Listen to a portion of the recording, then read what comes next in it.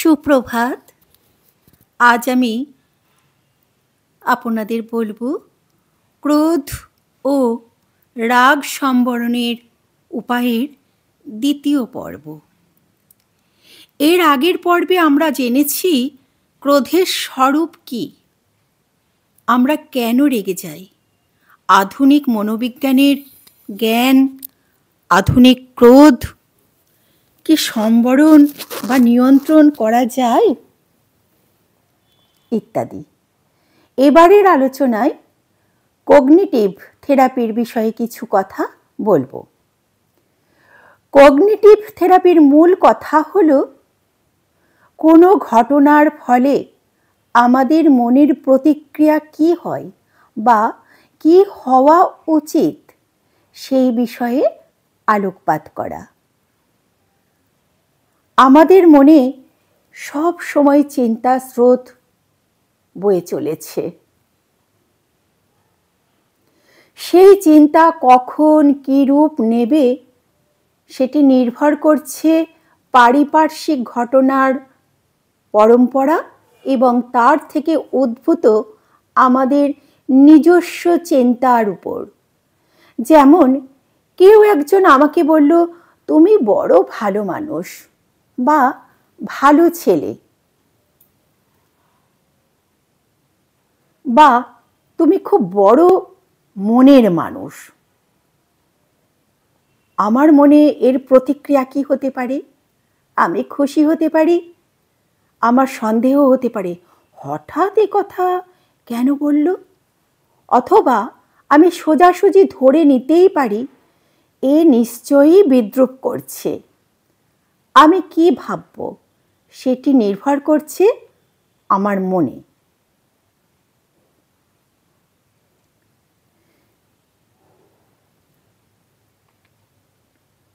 সেটি নির্ভর করবে আমার মনের অবস্থার উপর, সময়ের উপর, সেই ব্যক্তির সঙ্গে আমার সম্পর্কের উপর।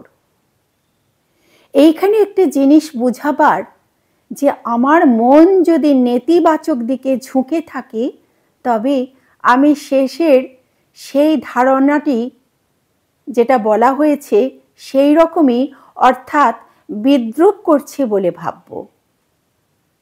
অর্থাৎ আমি কোন মাইন্ডের মানুষ আমি কিন্তু খুব ভালোভাবে জানি। তো সে যেভাবেই বলুক না কেন আমি কিন্তু আমার মতো করেই ধরে নেব। তো এইখানে একটি জিনিস বুঝবার যে আমার মন যদি নেতিবাচক দিকে ঝুঁকে থাকে তবে আমি শেষের সেই ধারণাটা যেটা বিদ্রূপ বলে ধরেছিলাম সেটাই ভাবব। আর যদি প্রচণ্ড ইতিবাচকভাবে থাকি তাহলে খুব খুশি হব। এখন কগনিটিভ থেরাপির তত্ত্ব অনুযায়ী অনেক সময় আমাদের মন মাঝখানের চিন্তাগুলি বাদ দিয়ে সোজাসুজি একটি সাধারণ ধারণায় বা সিদ্ধান্তে উপস্থিত হয়, যেটি বাস্তব ক্ষেত্রে বহু সময়ই নেতিবাচক হয়। এই নেতিবাচক ধারণা থেকেই ক্রোধের উদ্ভব হয়। এ বিষয়ে পরে উদাহরণ দেওয়া হচ্ছে। এখন আমরা যদি স্থির করি যে নেতিবাচক চিন্তা করব না এবং সম্পূর্ণ পরিস্থিতি পর্যালোচনা করার পর কোনো কথা বা ঘটনার মূল্যায়ন করব, তাহলে সেটি আমাদের তাৎক্ষণিক ক্রোধ আর হবে না। এভাবে যদি আমরা ধরেই নিই যে যে যাই বলুক আমি আগেই ক্রুদ্ধ হব না, সম্পূর্ণ বিষয়ের বিশ্লেষণ ও পর্যালোচনা করব, তাহলেই ক্রোধের হাত থেকে আমরা রক্ষা পাব। অর্থাৎ সব সময় আমরা আগে নিজেকে বুঝব, নিজের সঙ্গে কিছুটা কথা বলে নেব, নিজেকে নিয়ে আত্মসমীক্ষা করব। শ্রীমদ্ ভগবদ গীতায় শ্রীকৃষ্ণের কথায় তম আদৌ ইন্দ্রিয় গ্রাহম সংযম্য ইত্যাদি।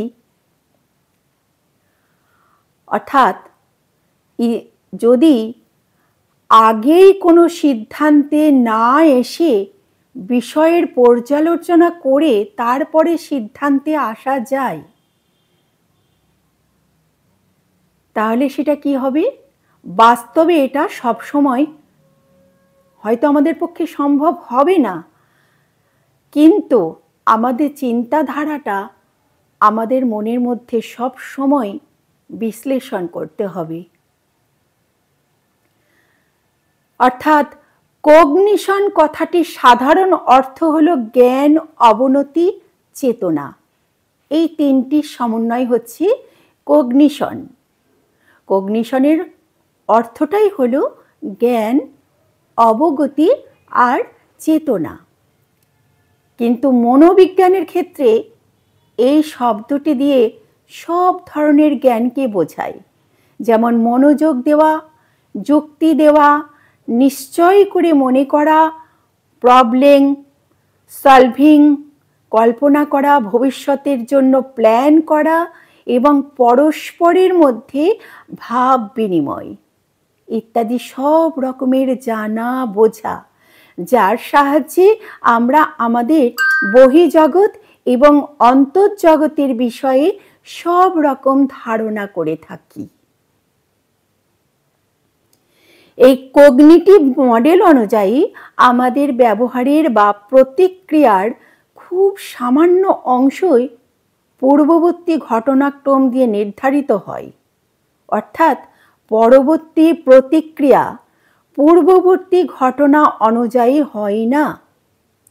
আমাদের অতীতের প্রতিক্রিয়া দেখে এটা সব সময় নির্দিষ্টভাবে স্থির করা যায় না যে ভবিষ্যতে একই ঘটনা পরম্পরায় প্রতিক্রিয়া কি হবে, কারণ আমাদের প্রতিক্রিয়া নির্ভর করে অনেক কিছুর ওপর। তো সেই অনেক কিছুর ওপর সেটা কি, সেটা আমি আগামী দিন তৃতীয় পর্বে আপনাদেরকে বলে শোনাবো।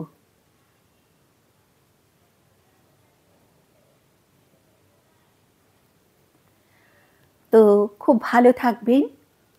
আজকের মতো ক্রোধ পর্ব এখানেই শেষ করলাম। আগামী দিন ক্রোধের তৃতীয় পর্ব নিয়ে আসব। নিশ্চয়ই আপনারা অপেক্ষা করবেন। খুব ভালো থাকবেন, সুস্থ থাকবেন। নমস্কার।